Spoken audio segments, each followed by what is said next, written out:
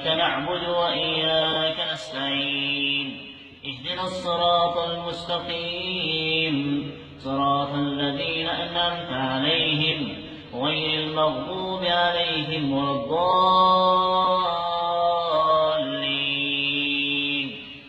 ويسألونك عن المحيض قل هو أذى فاعتزلوا النساء في المحيض ولا تقربوهن حتى يطهرن فإذا تطهرن فاتوهن من حيث أمركم الله إن الله يحب التوابين ويحب المتطهرين.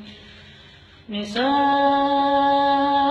حرث لكم فأتوا حرثكم أنى شئتم وقدموا لأنفسكم واتقوا الله واعلموا أنكم ملاقوه وبشر المؤمنين.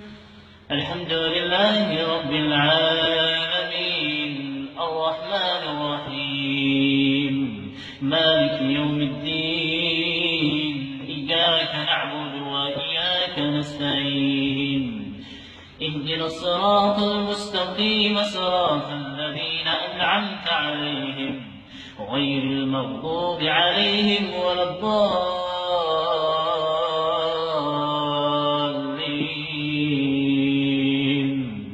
وإذ قال موسى لقومه إن الله يأمركم أن تذبحوا بقرة قالوا أتتخذنا هزؤا قال أعوذ بالله أن أكون من الجاهلين.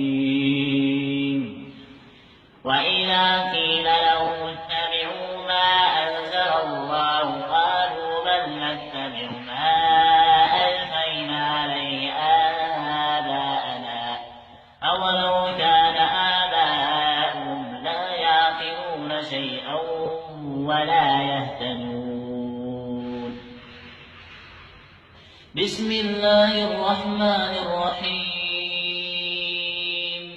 سبح اسم ربك الأعلى الذي خلق فسوى والذي قدر فهدى والذي أخرج المرعى فجعله غثاء نحوا سنقرئك فلا تنسى إلا ما شاء الله إنه يعلم الجهر وما يخفى وليسرك لليسرى فذكر إن نفعت الذكرى سيذكر من يخشى ويتجنب الأشقى الذي يصلى النار الكبرى ثم لا يموت فيها